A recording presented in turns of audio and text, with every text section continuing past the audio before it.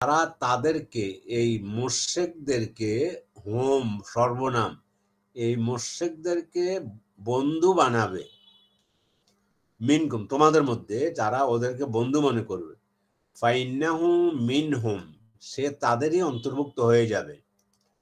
ইন্নাল্লাহা লা ইয়াহদিল কাওমাজ যালিমিন নিশ্চয় আল্লাহ জালেম সম্প্রদায়কে হেদায়েত দেন না। এখানে জালেম শব্দ বলা হয়েছে।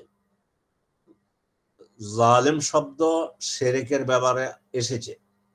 জুলুম দ্বারা পাপী মুমিনদেরকেও জালেম বলা যেতে পারে। কাফেরও জালেম, মুনাফিকও জালেম, ওয়ালেম, মুশরিকও জালেম। এখানে বলছে আল্লাহ জালেম সম্প্রদায়কে সাহায্য করেন না, তাই যারা তাদেরকে বন্ধু মনে করবে। এখানে যেমন আমরা সহজে বুঝার জন্য আপনার ক্লাসমেট অরুণ অথবা আপনার ক্লাসমেট রামায়ণ অথবা আপনার ক্লাসমেট হলো একজন হিন্দু, আপনি এটা বলতে পারেন সে আমার ক্লাসমেট, সে আমার প্রতিবেশী, ও আমার এই ভাবে এই শব্দ বলতে পারেন। কিন্তু আমার বন্ধু এই শব্দ বলা যাবে না। কারণ হলো বন্ধু ইসলামের করার কারণে, ইসলাম গ্রহণ না করার কারণে কোনো মুশরিককে বা মুশরিকের দেশকে আমাদের বন্ধু দেশ বলবো না আমরা। আমাদের ভাষা আছে, সুন্দর সুন্দর ভাষা। যেমন আমরা বলবো যে আমাদের প্রতিবেশী দেশ ভারত, বলতে পারি, কোনো অসুবিধা নেই।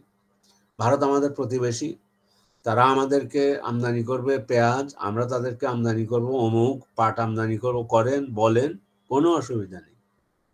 কিন্তু আপনার শব্দের মধ্যে আমাদের বন্ধু দেশ ভারত, কথার কথা, আমাদের বন্ধু দেশ আমেরিকা, আমাদের বন্ধু দেশ ফ্রান্স, আমাদের বন্ধু দেশ চীন বলা যাবে না। অনুরূপ কোনো অমুসলিম ছাত্র হলে আমার ক্লাস যেটা বলছি আরো শব্দ আপনারা খুঁজে নিতে পারবেন। এই মুহূর্তে আমার ক্লাসমেট বলতে পারেন, আমার ইয়ারমেট বলতে পারেন, আমার রুমমেট বলতে পারেন, দাদা তুমি কেমন আছো একান্ত বলতে হলে ভাই বলা যাবে না। ভাইয়ের কথা এখানে নাই যদিও, কেননা আরেক জায়গায় বলছে ইন্নামাল মুমিনুনা ইখওয়া। ইন্নামা এটা আরবি শব্দ, এটাতে আদাতুল হাসর বলা হয়, হা সোয়াদ রা। আদাতুল হাসর মানে এটাকে গণ্ডিটা নির্ধারণ করে দিয়েছে, ভ্রাতৃত্বের গণ্ডিটাকে, মোমেন মোমেনের ভাই, মোমেন মোমেনের ভাই। আমাদের মধ্যে মত পার্থক্য থাকতে পারে, আমরা এখন যে দুনিয়াতে আছি, আপনার সাথে আমার কিছুটা মতদ্বৈত থাকতে পারে, আপনি আমার ভাই। কিন্তু কোনো অমুসলিমকে যে ভাই শব্দ বলা, এটাও অনেকে আরবি না জানার কারণে অথবা কোরআনের অলংকার শাস্ত্র না জানার কারণে। অলংকার শাস্ত্র হলো বালাগা, এটা একটা আলাদা সাবজেক্ট। বালাগার এই নিয়মটা না জানার কারণে অনেকে বলে যে আমাদের হিন্দু ভাইয়েরা, নো। কেন ইন্নামা আল মুমিনুন নিশ্চয়ই মুমিনরা একে অপরের ভাই। আখা রাসূলুল্লাহ সাল্লাল্লাহু আলাইহি সাল্লাম বাইনা কাজা ওয়া কাজা। রাসূল সাল্লাল্লাহু আলাইহি সাল্লাম যখন মক্কা থেকে মদিনায় আসলেন, মক্কা থেকে হিজরত করে যারা আসছে তাদের সাথে মদিনা যারা আনসার, তাদের সাথে ভ্রাতৃত্বের বন্ধনে আবদ্ধ করে দিয়েছেন। এক মোমেন আর এক মোমেনের ভাই, ও আফ্রিকাতে আছে, আমার ভাই ঈমান এনেছে, আমি চিনিও না, আমি আমার ভাই বিপদে পড়লে আল্লাহ আমার ভাইকে আফ্রিকাতে আপনি সাহায্য করুন। কিন্তু ভাই বা বন্ধু এই দুটি শব্দ অমুসলিমদের জন্য ব্যবহার না করেন। আপনি একজন হিন্দুকে খুড়া বলেন, আপনি একজন হিন্দুকে আঙ্কেল বলেন, আপনি একজন হিন্দুকে মামা বলেন, আপনি একজন হিন্দুকে খালু বলেন, আপনি একজন হিন্দুকে দাদা বলেন, প্রতিবেশী বলেন, যেগুলো বলতে পারবেন। কিন্তু বন্ধু এবং ভাই এ দুটো বলা যাবে না। তো এই আয়াতটা বললাম কোনটা? এই আয়াতটা বলেছে সূরা মায়েদার ৫১ নম্বর আয়াত। এর সাথে আরেকটা আয়াত নোট করেন, এখানে নেই, আরো বহু আয়াত, অসংখ্য আয়াত এ ব্যাপারে। শেখ শুধু একটা আয়াত এনে উনি শর্টকাট করে বিষয়টা বুঝাবার জন্য বলে চলে গিয়েছেন। উনি কোরআন হাফেজ ছিলেন। এখন তো এখানে তো আসলে আয়াত নিয়ে আসলে আরো অনেকগুলো আয়াত নিয়ে আসা যায় একই অর্থে। তন্মধ্যে আমি মনে করি সূরা তাওবার 23 নম্বর আয়াত নোটে রাখতে পারেন। আমি পড়ি, ইয়া আইয়ুহাল্লাযিনা আমানু, হে মুমিনগণ, লা তাত্তাখিযু আবাআকুম, আল্লাহু আকবার, হে মুমিনরা তোমরা তোমাদের পিতাদেরকে, তোমাদের আব্বাকে, ওয়া ইখওয়ানাকুম তোমাদের ভাইকে, আউলিয়া বন্ধু বানায়ও না। দেখছেন, আব্বা নিজের পিতা, একেবারে পিতা বলতে নিজের ঔরসজাত, মানে যার ঔরস থেকে আসছে পিতা, নিজের সহোদর ভাই, তাদেরকে বন্ধু মনে করো না। আউলিয়া, ওলির বহু বচন আউলিয়া। আচ্ছা, ইনিস্তাহাব্বুল কুফরা, যদি এখানে যদি আছে, ইনিস্তাহাব্বুল কুফরা আলাল ঈমান, যদি কুফরিকে অগ্রাধিকার দেয় ইমানের উপরে, মানে ইমান ছেড়ে কুফরি, নাস্তিক হয়ে গেছে বাবা, তাহলে বাবাকে বন্ধু বলতে নিষেধ করছে।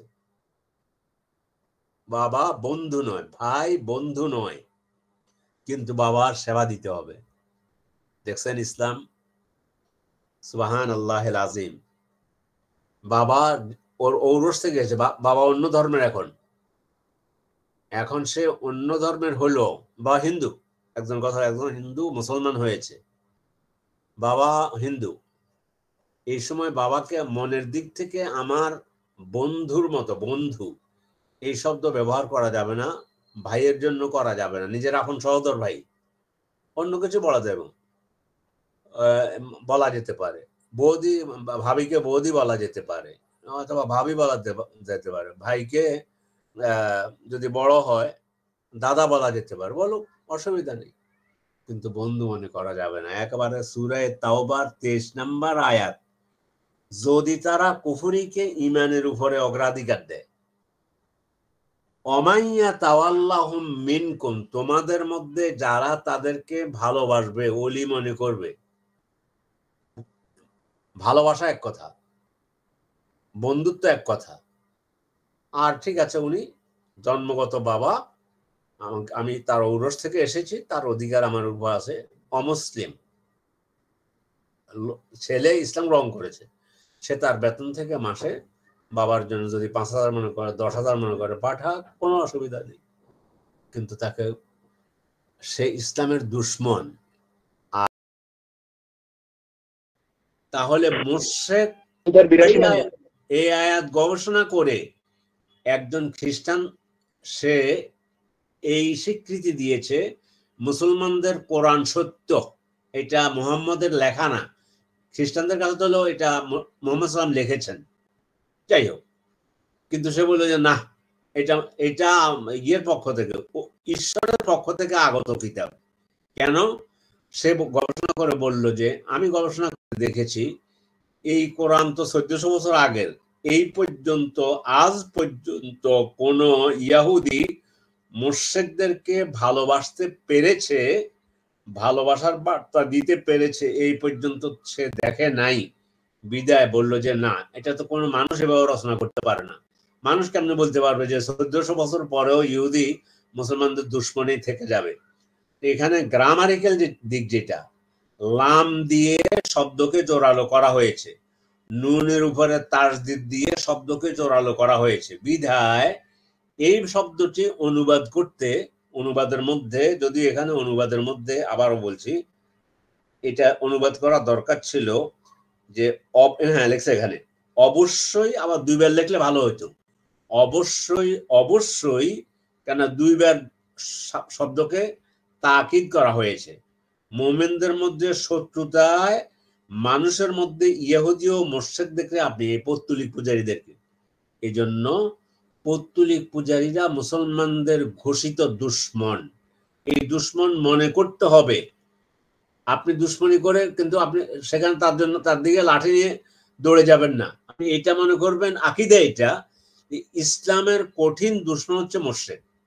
এখন মুশরিককে বাধা দেওয়ার জন্য সেটা যদি দেশ দেয়, দিল, না দিলে আমার দায়িত্ব নেই। আমি নসিহত করতে পারি, আমি লিখতে পারি, আমি বলতে পারি, আজকের আলোচনায় বলতেছি, কিন্তু কখনোই আমি লাঠি একটা হাতে নিয়ে একজন মুশরিকের দিকে তেড়ে যাব না, এটা আমার দায়িত্ব না। বিষয়গুলো বুঝতে হবে। আচ্ছা, তাহলে এটা হলো সূরা মায়েদার 82 নম্বর আয়াত বললাম, এটা সবসময় মনে রাখবেন। তাহলে এটা কথাগুলো বলে, তাহলে অন্তত পক্ষে আপনি এক জায়গায় এটা বলতে পারেন যে না, এই ধরনের শব্দটা, প্রয়োগটা, আচ্ছা ঠিক আছে, তারা তাদের কথা বলতেছে, বলো। তারপরও তো তুমি তো একটা দেশের একটা আমার দেশের একটা জায়গায় তো একটা চেয়ার তুমি দখল করে আছো, এই শব্দটা না বলে তুমি বলো যে মুশরিকরা আমাদেরকে 71 সনে আমাদের যুদ্ধে আমাদের সহযোগিতা করেছে, ওরা আমাদের প্রতিবেশী দেশ, ওরা আমাদের ভালোবাসা করতেই পারে না। এই জন্য বলছিলাম, একটা হলো ব্যক্তিগত, আর একটা হলো কাউম। কাউম আসছে জাতি হিসাবে, যে এই জাতিটাই, ইহুদি জাতিটাই মুসলমানদের কঠিন দুশ্মন, মুশরিক জাতিটাই মুসলমানদের কঠিন দুশ্মন। তাহলে আয়াত দিলাম মোট 60টা এখানে, এটা সহ। এটা হলো যেটা আমাদের বইতে আছে, শেখ লিখেছেন। এটা ছাড়া সূরা তাওবার 23 নম্বর আয়াত দিয়েছি, সূরা মুজাদালার 22 নম্বর আয়াত দিয়েছি, আর সূরা মায়েদার 82 নম্বর আয়াত দিলাম। আলহামদুলিল্লাহ, যথেষ্ট। আয়াতগুলো পড়লে এগুলো ভালো করে পড়ে নেবেন। আমরা চলে যাচ্ছি তাহলে এবারে 9 হলো, বই তো আমার কাছে আছে, ঠিক আছে। আত্মা আছে, মান ইতাকাদা আন্না বাদান নাস লা ইয়াজিব আলাইহি ইত্তিবাউন নবী সাল্লাল্লাহু আলাইহি ওয়াসাল্লাম ওয়া আন্নাহু ইয়াসাউহু আল খুরুজ আন শরিয়াতিহি সাল্লাল্লাহু আলাইহি ওয়াসাল্লাম কামা ওয়াসিআ আল খাদিরা আল খুরুজ আলা আন শরিয়াতে মুসা ফাহুয়া কাফিরুন। পরেরটা সামির সাহেব পড়বেন, এমনি কিন্তু আগে এখন এটা বুঝে নেন। 9 নাম্বার হলো, যদি মানুষের মধ্যে কেউ এমনটা মনে করে যে লা ইয়াজিব আলাইহি ইত্তিবাউন নবী, তার নবীর ইত্তেবা করা তার উপর ওয়াজিব না, তার ইচ্ছা, সে মনে করলে হিন্দু ধর্ম পালন করতে পারে, খ্রিস্টান হইতে পারে, তাদেরও তো একটা ধর্ম আছে, তারাও তাদের ধর্ম ঠিক মনে করে, এইটা আমার নিজের ব্যক্তিগত ধর্ম, ব্যক্তিগত ব্যাপার। অথবা মোহাম্মদ সাল্লামকে এটা ব্যক্তিগত ব্যাপার, আমার মনে চাই যে আমি ওনার উপর ঈমান আনলাম, এটা বাক স্বাধীনতা, এগুলো বলে। এই সমস্ত নতুন নতুন শব্দ আবিষ্কার করে, তাও আবিষ্কার করা হয়েছে নিউ ওয়ার্ল্ড অর্ডার। এইটা যাত্রা শুরু হয়েছে, শব্দটি আমেরিকা থেকে এটা শুরু হয়েছে। এটা একটু আমি বোধহয় আমার ওই যে 10টি নাওয়াকিদুল ইসলাম লেখার পর এই বিষয়টা গুরুত্ব দেখে আমি নিজে অ্যাড করেছি, এই বলে যে এইটাও ইমান নষ্টের একটি কারণ। নিউ ওয়ার্ল্ড অর্ডার, এই ধরনের শব্দগুলো তারা, যে এখন এই দুনিয়াতে আমাদেরকে এভাবে টেরোরিস্ট হওয়া যাবে না, আমরা স্বাধীন, কেউ জেনা করতে চাইতে করুক, কেউ খ্রিস্টান হইতে চাইতেছে হোক। আর খ্রিস্টানদের এবং ইহুদিদের একটা সংগঠন, সেটা হচ্ছে প্রায় 500 বছর হয়েছে, এটার ওরিয়েন্টালিজম। আর যে এই কাজ করে তাকে ওরিয়েন্টালিস্ট বলে।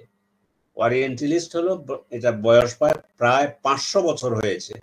এই সংগঠন কেন করেছে? কোরআন হাদিস পড়ার জন্য। আমি সামির, তারপরে মাহদি, আরিফ, ইসলাম যা জানি, এর চেয়ে আরো অন্তত 50 গুণ বেশি একজন ওরিয়েন্টালিস্ট জানে। তাদের খাওয়া পড়া, দুনিয়ার স্বাধীনতা, দুনিয়ার ভোগ বিলাস, নারী যা আছে, সকল কিছুর জন্য সরকার দায়িত্ব নিয়েছে। কাজ হলো একটা, কোরআন পড়ো আর হাদিস পড়ো। কি জন্য? কোরআন হাদিস পড়ে দোষ ত্রুটি খুঁত কোথায় আছে এটা বের করবা, করে মুসলমানদের তো আর কোনো উপায় তো কিছু করতে পারতেছে না। যেহেতু এই দিনটি আল্লাহর পক্ষ থেকে নির্ধারিত একটা সায়েন্টিফিক দিন, এইটা করতে গিয়ে বহু খ্রিস্টান মুসলমান হয়ে গেছে, বহু খ্রিস্টান ধর্মযাজক মুসলমান হয়েছে বহু ধর্মযাজক এই ওরিয়েন্টালিস্টদের মধ্যে। তারপরেও যেহেতু তাদেরকে এভাবে খাওয়াচ্ছে পড়াচ্ছে, দুনিয়ার সকল ভোগ বিলাসের যত কিছু, প্রতিদিন যদি নতুন করে একজন নারী চায়, এই নাও, কিন্তু তুমি মুসলমানদেরকে ঠেকাবার জন্য, এটা আর কোনো ধর্ম ঠেকাবার জন্য নাই। আলহামদুলিল্লাহ, তার মানে হলো পিছনে লেগে তা আবার ইসলাম গ্রহণও করেছে। ওরিয়েন্টালিজম সম্পর্কে আপনাদের ধারণা আছে কিনা, যাই হোক, এটা সৌদি আরবে আকিদা পড়াইতে গিয়া এই বিষয়টা পড়ানো হয়েছে, এটা আকিদার সাথে সম্পৃক্ত বিষয়। আচ্ছা, কিন্তু ওরা শেষ কি করে, পুরো বই ভালো লাগতেছে, মোহাম্মদ সাল্লাম এত সৎ লোক ছিলেন, জীবনে কখনো মিথ্যা বলতেন না, এই অধ্যায় বলতে বলতে বলতে বলতে বইয়ের শেষে গিয়ে একটা চ্যাপ্টার আনলো, মোহাম্মদ নারী লোভী ছিলেন। আমরা নাউজুবিল্লাহ মিন যালিক বলি, যে যার জায়গা থেকে, নারী লোভী ছিল, বাস। তো এখন একজন পাঠক তো পড়তে পড়তে, এটা তো ইংরেজিতে লিখতেছে, বিভিন্ন ভাষায়, বহু ভাষায় এগুলো লিখছে, এখন বললো যে কি সারা বইতে তো ঠিকই লিখে আসছে, তো এখানে কি ভুল লিখবে নাকি? সে দলিল তো দিল, ওনার ওয়াইফ ছিল 11 জন, বাস এটা লাগাই দিল, আর কিচ্ছু পায়নি। কথার কথা বলছি, এইটা লাগাই দিল যে একটু নারী লোভী ছিল, তাইলে সব পাইলো, তাইলে উনি নারী লোভী ছিল, নাউজুবিল্লাহ মিন যালিক। আচ্ছা, এইভাবে যেটা বলছিলাম, ওরা ইসলামকে ঘায়েল করার জন্য, তোর মধ্যে আল্লাহ যে বলছে মুশরিকদেরকে, আজ পর্যন্ত মুশরিক পৌত্তলিক পূজারী, হ্যাঁ আলহামদুলিল্লাহ, পাক ভারত উপমহাদেশে পৌত্তলিক পূজা ছেড়ে বরং দলিত গোষ্ঠী যারা, তারা বেশি ইসলাম গ্রহণ করেছে। এক নম্বর হলো আমাদের পাক ভারত উপমহাদেশে, আমাদের বাংলাদেশেও কারো কারো মতে, এটা একটু জ্ঞান রাখেন, কেউ কেউ এমনও করেছেন লেখকরা, গবেষকরা, যে রাসূল সাল্লামের জীবদ্দশায় কিন্তু, অথবা কাছাকাছি সময়ে, সাহাবাদের সময়ে ইসলাম বাংলাদেশেও পৌঁছে। তখন তার বাংলাদেশ ছিল না, তখন বঙ্গ ছিল, অথবা পাক ভারত উপমহাদেশ ছিল। তার মধ্যে চিটাগাং পোর্টটা, তখন চিটাগাংটা আর কি, ওই যে তখন আজকের মতো বন্দর না আর কি, ব্যবসা বাণিজ্য করতে এসে ওনারা ইসলামের দাওয়াত দেন নেই, ওনাদের চরিত্র দেখে, আখলাক দেখে, তখন ওই দলিত যারা হিন্দু, তারা বহু হাজার হাজার লক্ষ লক্ষ দলিত হিন্দুরা ইসলাম গ্রহণ করেছে।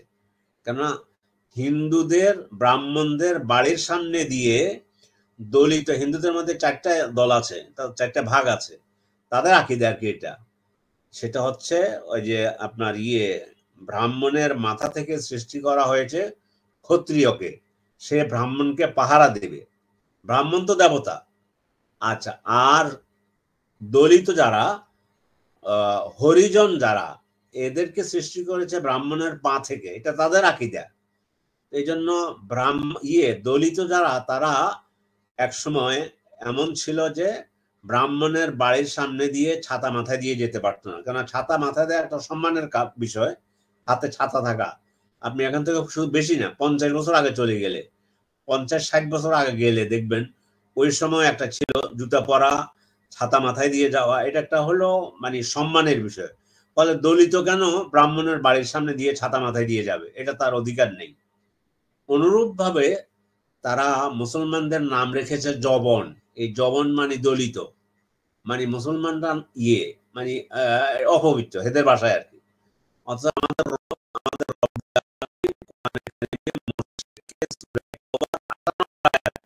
নাপাক বলছে, আপনি যদি নাপাক মনে না করেন, কেউ যদি নাপাক মনে না করে মুশরিককে, পৌত্তলিক পূজারীকে, তাহলে সে কাফের হয়ে যাবে। কেন আল্লাহ বলছে নাপাক, ইন্নামাল মুশরিকুনা নাজাস, এখানে ইহুদি বলে নাই, মুশরিক নাপাক। আমি অনেক কথা বলেছি, সময় তো আজকের 2টার জন্য এত সময় নেব মনে করে নেই, কিন্তু কথা এসেছে এই জন্য বলছি। ফলে আমাদের শব্দ চয়নে কি হবে, আমাদের পরিশীলিত শব্দ আমরা ব্যবহার করব।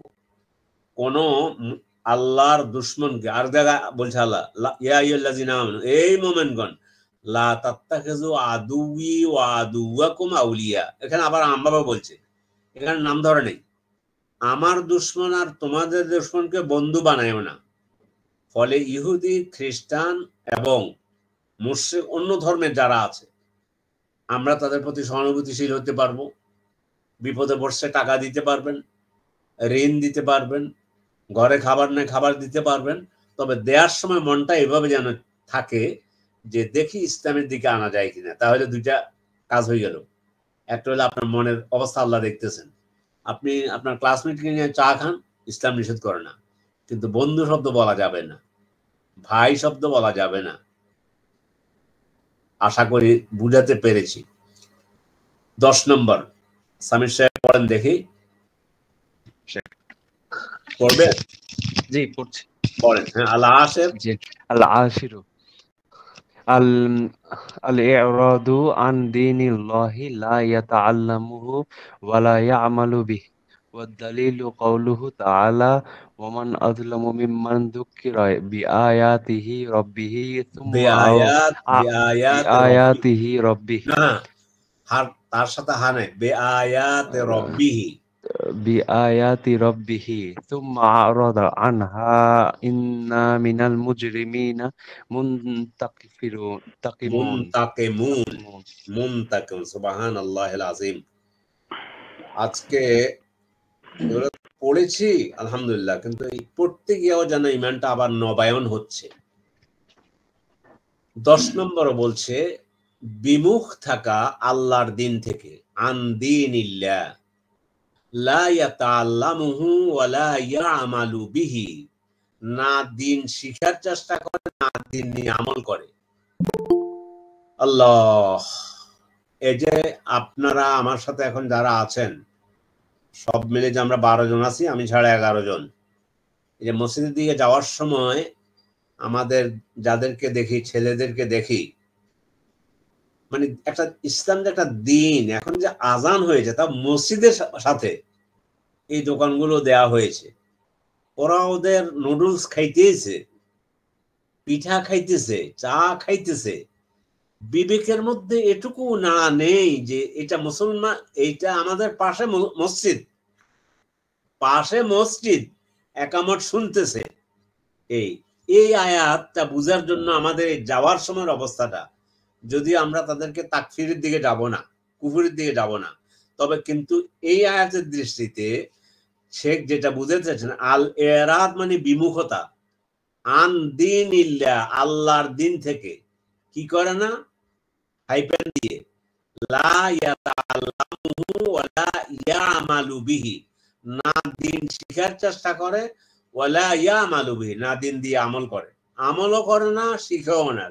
এইটা তো, এটা হলো মৌলবীদের কাজ, বা এটা যাদের কাজ, এটা হলো ব্যক্তিগত বিষয়, যাইতেছে জায়গা।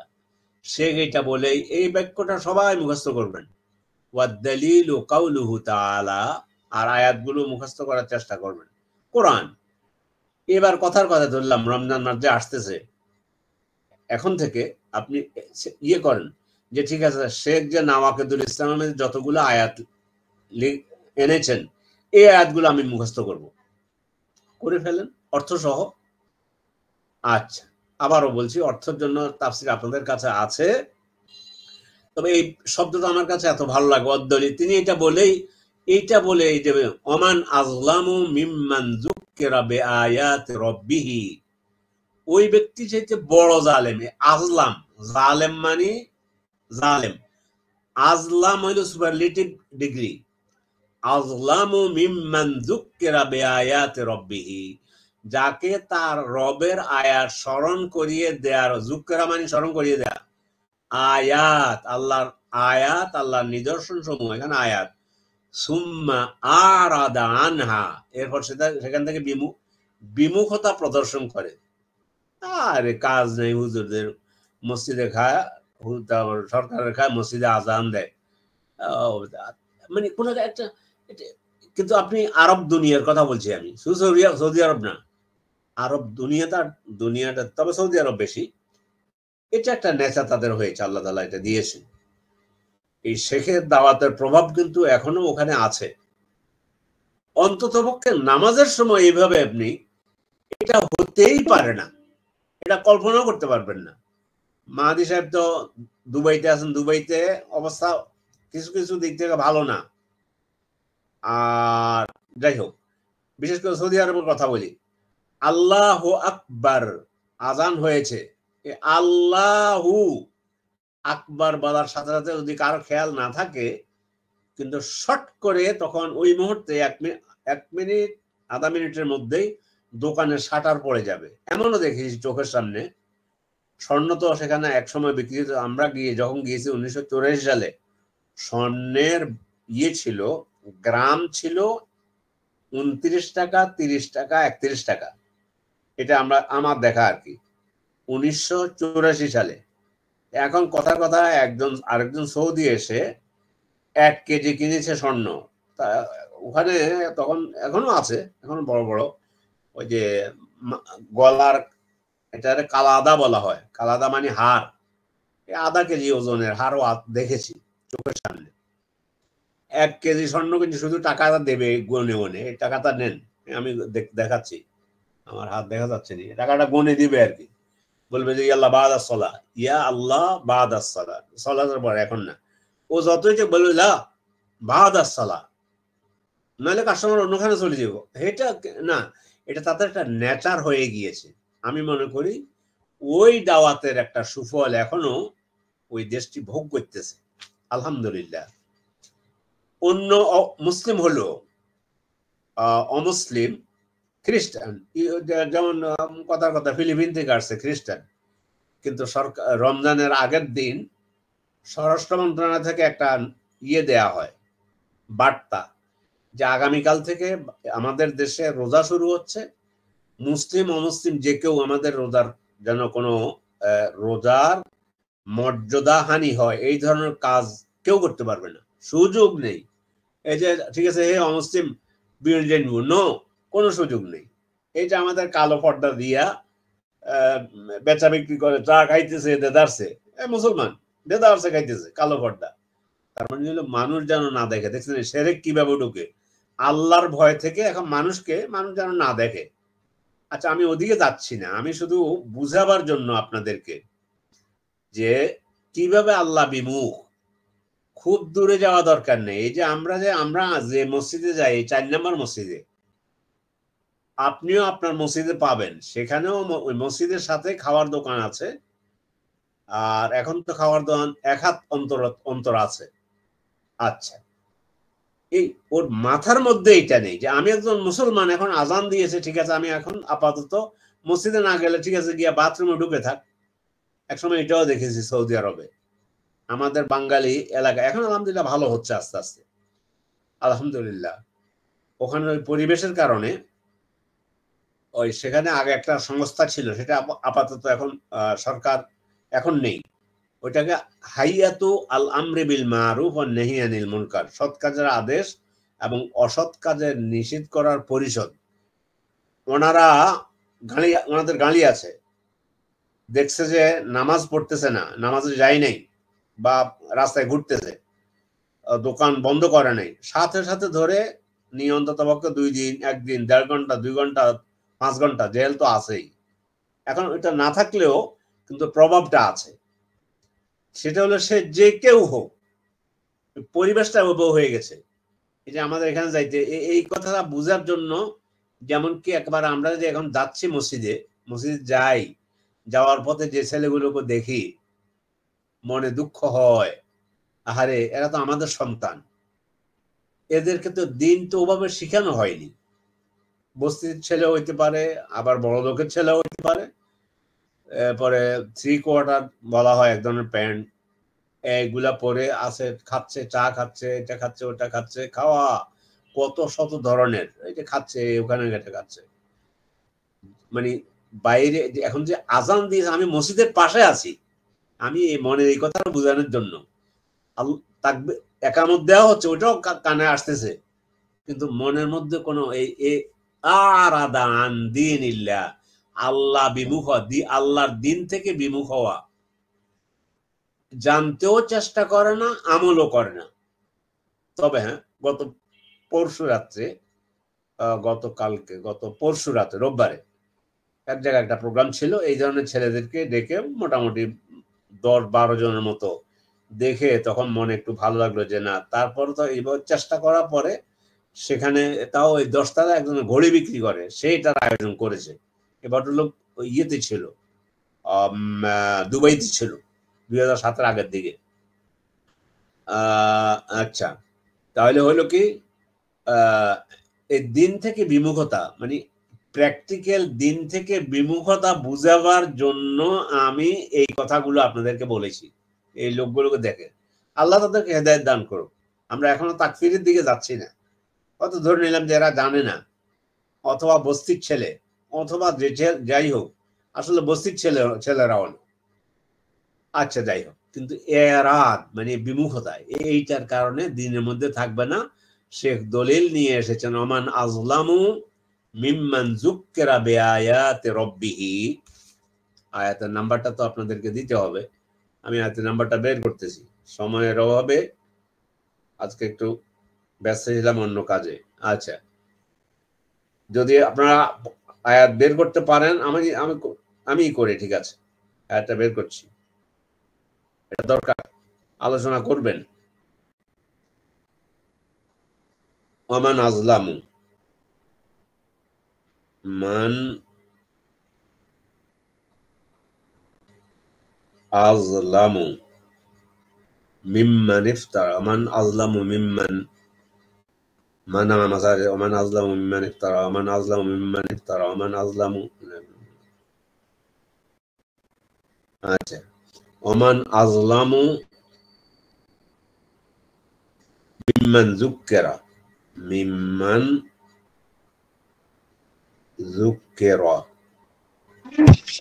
সূরা সাজদা মনে হয়, সূরা না, ওমান আজলামু মিম্মান যুক্কিরা বিআয়াতি রাব্বিহি, দুই জায়গায় আছে। সূরা সাজদায় আছে, ওমান আজলামু সূরা আল কাহাফের মধ্যে আছে। ওমান আজলামু মিম্মান আচ্ছা, যুক্কিরা বিআয়াতি রাব্বিহি ফাআরাদা আনহা ওয়া নাসিয়া মা কদ্দামাত ইয়াদা। তাইলে একটা সূরা সাজদা 22 নম্বর আনআম, আয়াত, সূরা কাহাফের 57 নম্বর আয়াত, আর হলো সূরা সিজদা 22 নম্বর, সরি,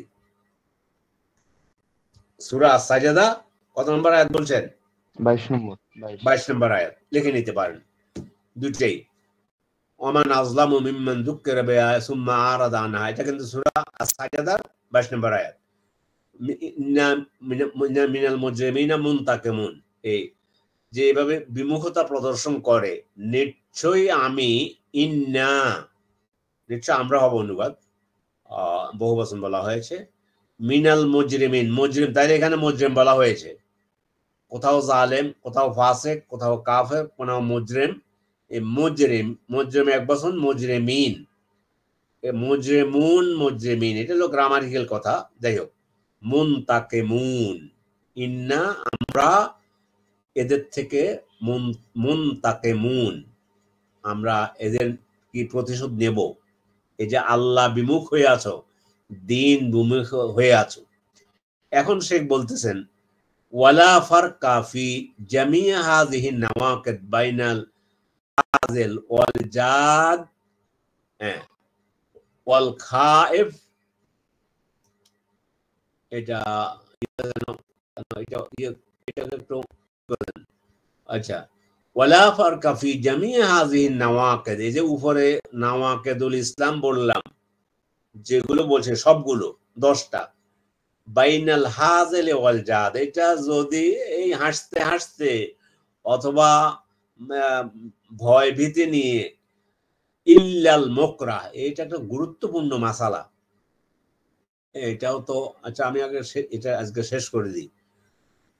ওয়াকুল্লুহা, এটা হাসতে হাসতে হোক, মজা করে হোক, ভয়ে হোক, খায়েব এখানে লেখছে, ইল্লাল মুকরা বলছে। এই মুকরা এটা একটা মাসালা, গুরুত্বপূর্ণ মাসালা। এটা আমি একটু বলে দেই না? আচ্ছা ঠিক আছে, সময় আছে, আলহামদুলিল্লাহ। মুকরা বলা হয় আপনাকে রাস্তায় ধরে, কথার কথায় ভারতের, বাংলাদেশ আপনাকে রাস্তায় ধরে বললো যে গরু মায়ের সমতুল্য, তুমি এটা বলো, অথবা বললো যে তুমি ইসলাম ত্যাগ করো, লা ইলাহা ইল্লাল্লাহ বলতে কিচ্ছু না, সব ধর্ম ঠিক আছে বলো, নাইলে তোমার মেরে ফেলবো। আপনি দেখছেন যে আমি যদি এখানে এটা না বলি, তাহলে বড় ধরনের বিপদ আমার জীবনের উপর আসতে পারে। তাহলে এই অবস্থায় কোনো ব্যক্তি যদি সেখানে বলে, হ্যাঁ সব ধর্ম ঠিক আছে। ধর্ম তো আল্লাহর কাছে আপনি জানেন, কোরআনের আয়াত আল্লাহ নির্ধারণ করে দিয়েছেন, ইন্নাদ-দীন ইনদাল্লাহিল ইসলাম, আল্লাহর কাছে একমাত্র মনোনীত দিন ইসলাম। এখন আপনাকে বললো যে তুমি স্বীকার করো যে তোমাকে বলতে হবে যে সব ধর্ম ঠিক আছে, এটা আপনাকে বললো কেমন? তাহলে আপনি যদি এখন নিজের জীবনের হুমকি আসতে আসলেই ঠিক, আপনাকে আল্লাহ না করেন হত্যা করতে পারে, বড় ধরনের কোনো ঝুঁকি আসতে পারে, তখন যদি আপনি এটা বলেন যে সব ধর্মই ঠিক আছে, হ্যাঁ ঠিকই বলছেন, আপনাদেরটাও ঠিক আছে, আমারটাও ঠিক আছে, কিন্তু অন্তর থাকতে হবে যে আমার ধর্ম তো ঠিক, এখন আমি জীবন বাঁচাবার জন্য আমি মোকরাহ, এটাকে মোকরার মোকরাহ এই শব্দটা, এটা একটা গুরুত্বপূর্ণ মাসালা। এই অবস্থায় কেউ যদি বলে যে হ্যাঁ ঠিক আছে আল্লাহ নেই, তাহলে ওখান থেকে কিন্তু তার ইল্লা, আমি আয়াতটা দিচ্ছি, ঠিক আছে, বিসমিল্লাহির রহমানির রহিম, আল্লাহ, এটা বলবো যে আজকে আল্লাহু আকবার।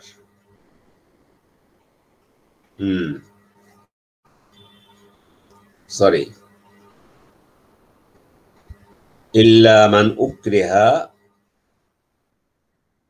ইল্লা মান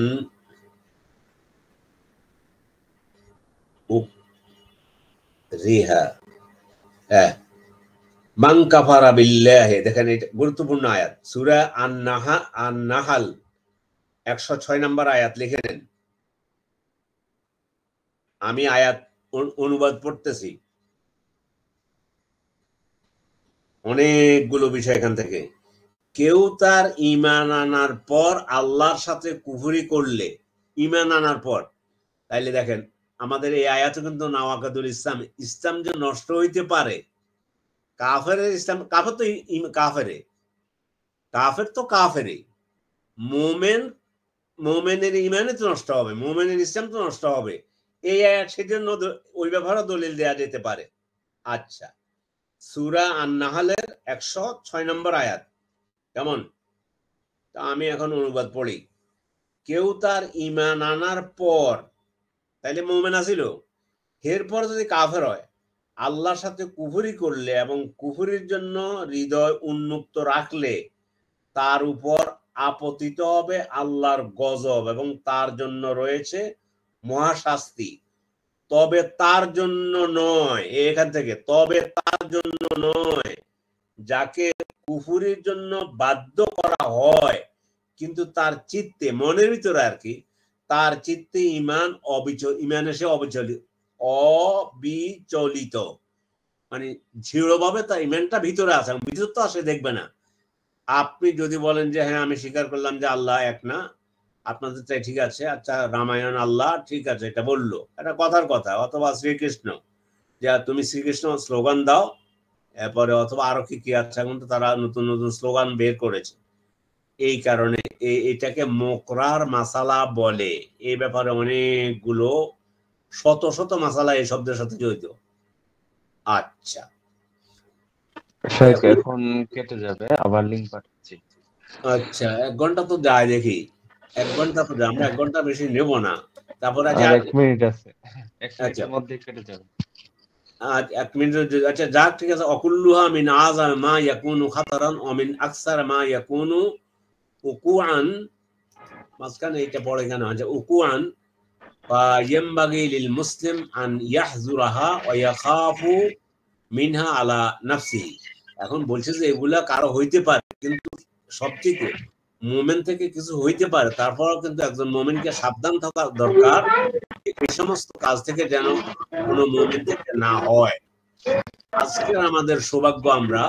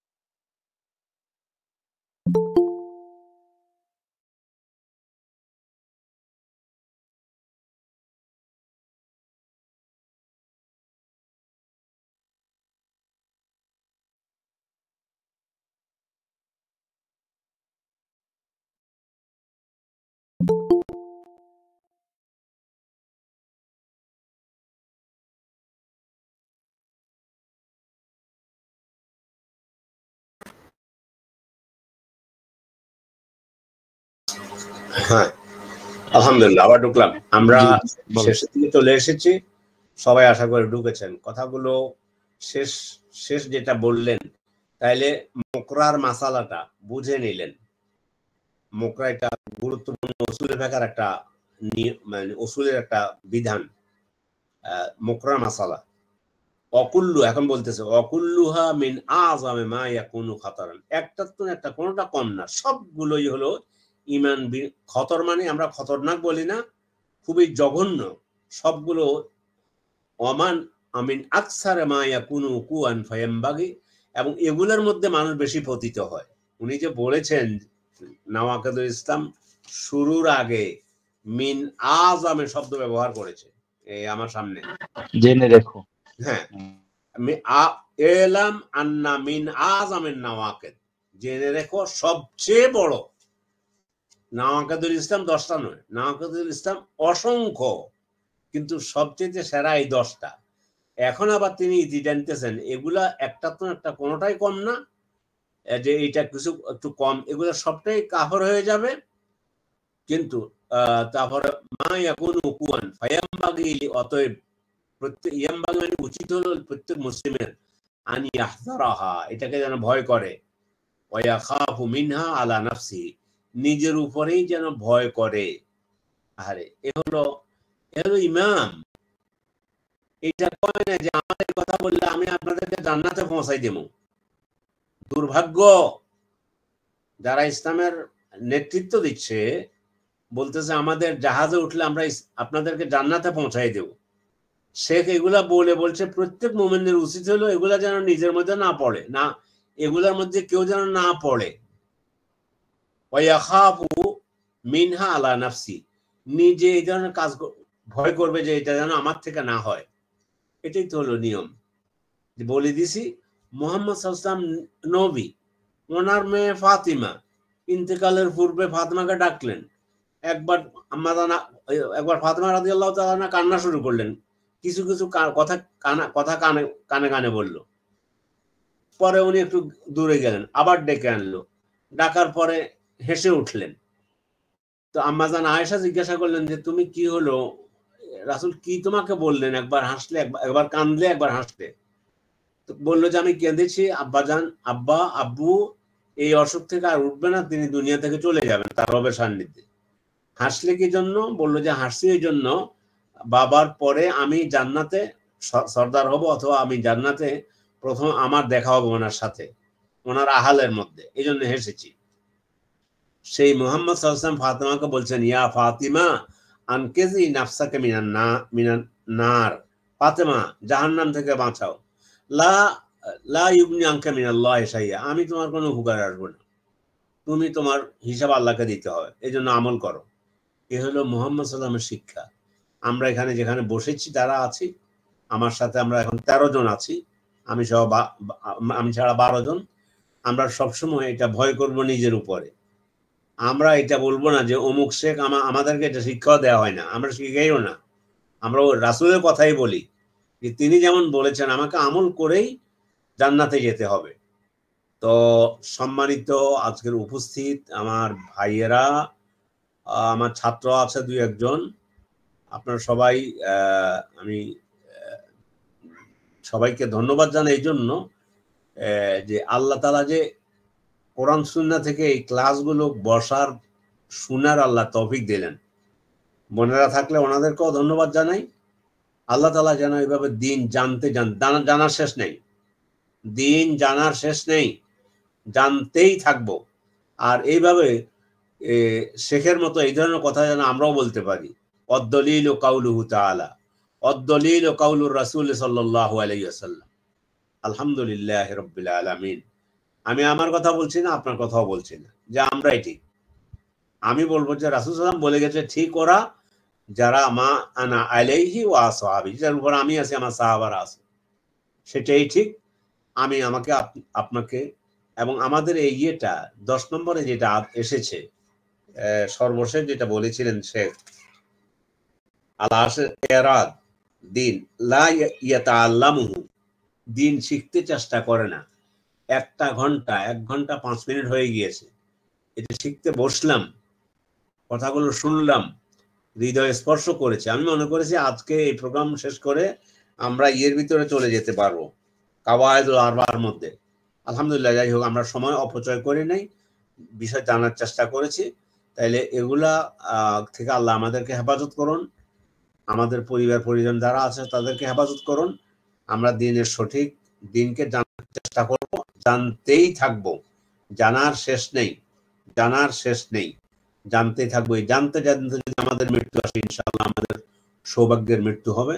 আল্লাহ তৌফিক দান করেন দিন বুঝার, জানার, এবং আমরা এই প্রোগ্রাম যেন চালিয়ে নিতে পারি। আমার জন্য দোয়া করবেন, আল্লাহ যেন আমার হায়াতে বরকত দান করে, আপনাদের হায়াতে আল্লাহ বরকত দান করুন।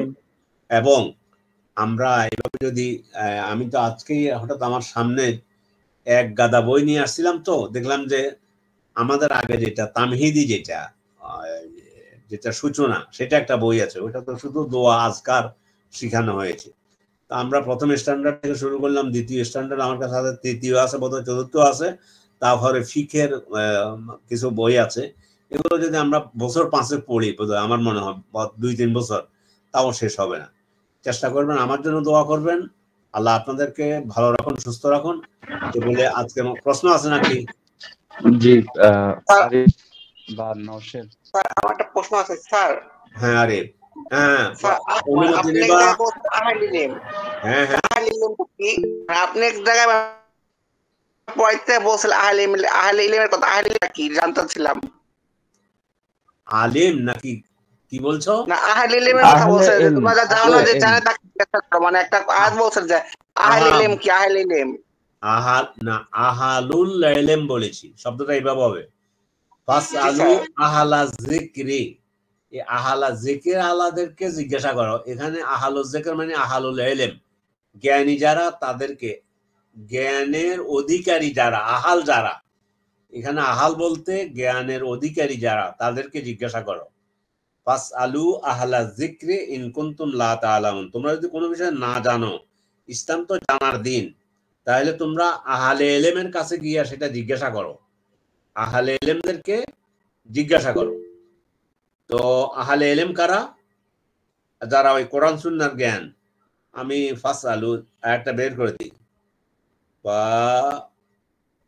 ফাসআলু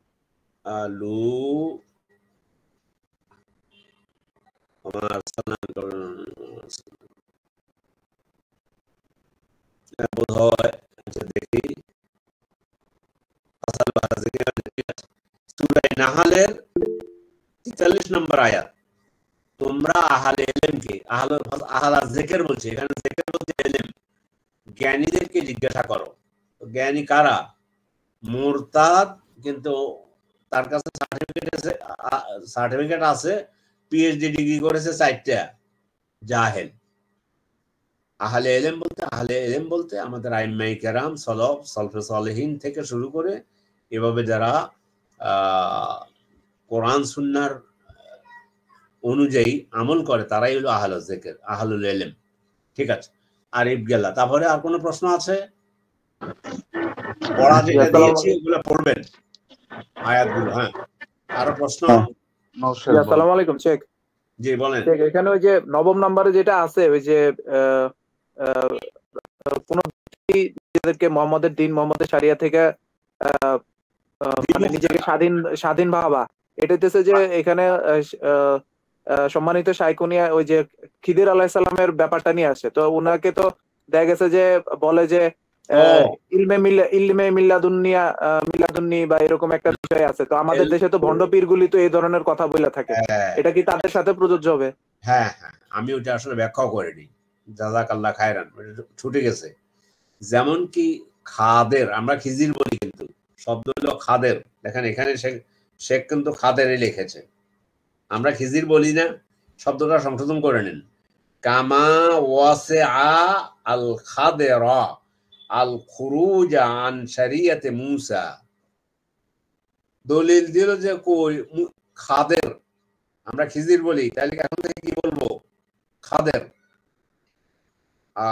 খাদের যেমন মুসা আলাইহিস সালামের শরীয়ত মেনে চলতেন না বলতে তিনি তার মতো করে ওই যে আল্লাহ মুসা আলাইহিস সালাম, সেখানে একটা ঘটনা ঘটেছে, ওই যে সূরা কাহাফ, এটা বিস্তারিত আলোচনা হয়েছে।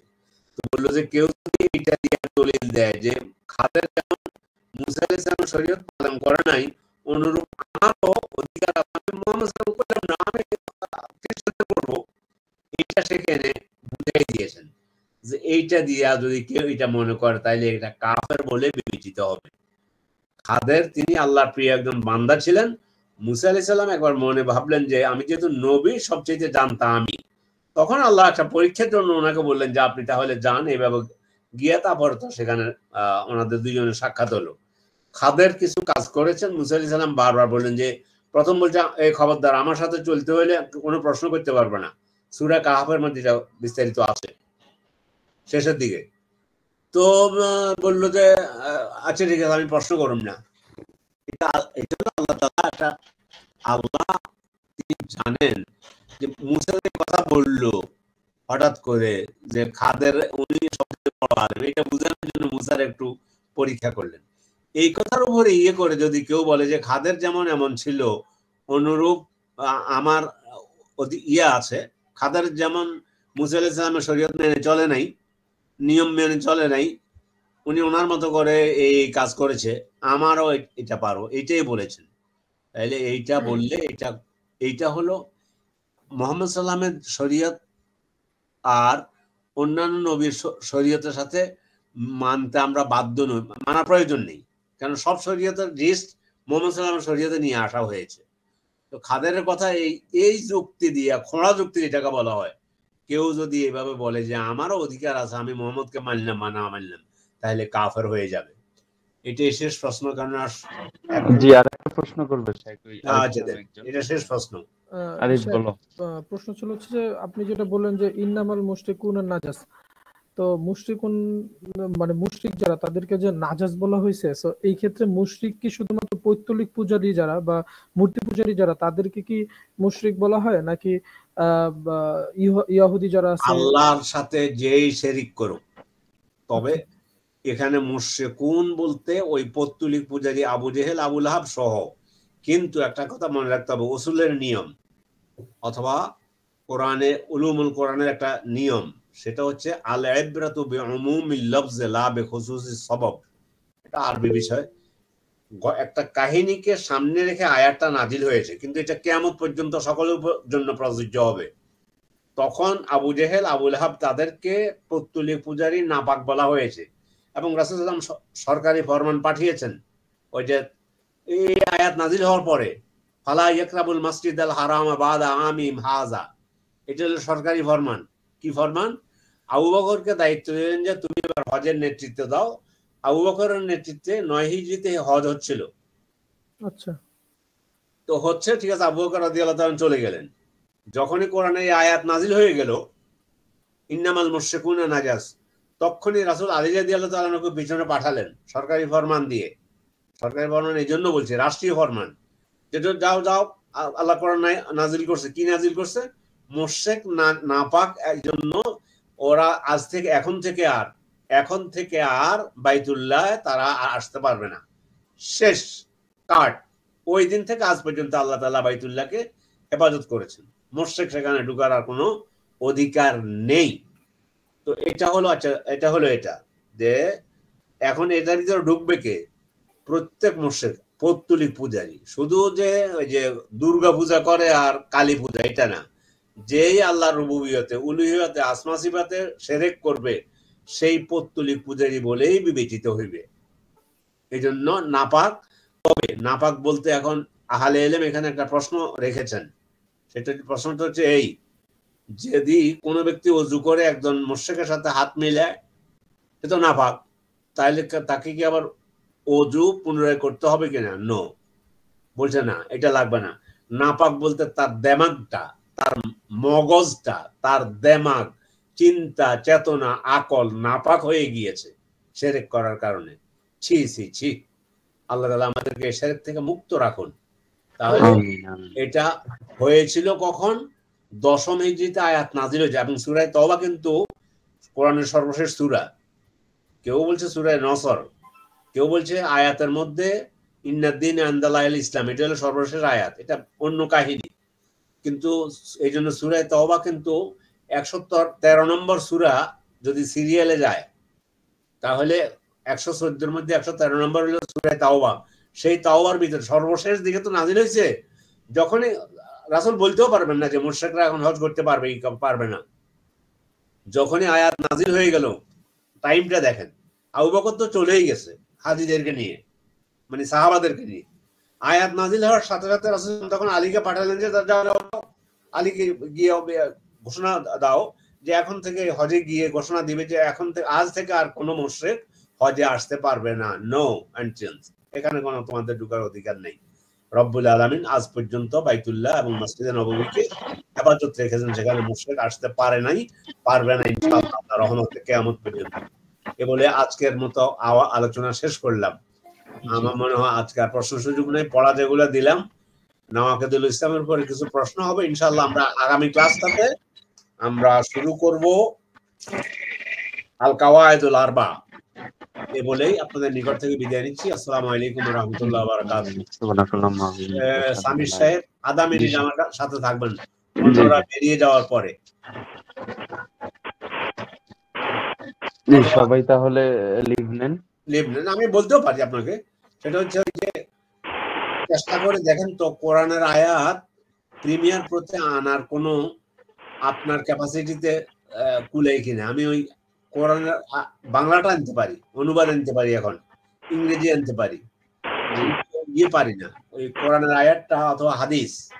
এটা সবথেকে আমার খুব জরুরি দরকার, যে আরবিটা ওই আনা যায় না। আচ্ছা, আনতে পারবেন, একটু দেখাই দিতে হবে আর কি। যদি আপনার জানা থাকে তাহলে আমি পরে জেনে নেবো, তাহলে এটা সুবিধা হবে।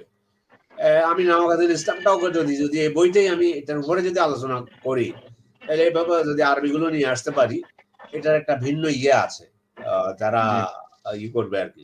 তো এটা আপনার জানা থাকলে এখন আর দরকার নেই, ঠিক জেনে নিলাম আলহামদুলিল্লাহ, তাহলে এটা সমাধান হবে। বারাকাল্লাহু ফিক ও আকরামাকুমুল্লাহ। আসসালামু আলাইকুম।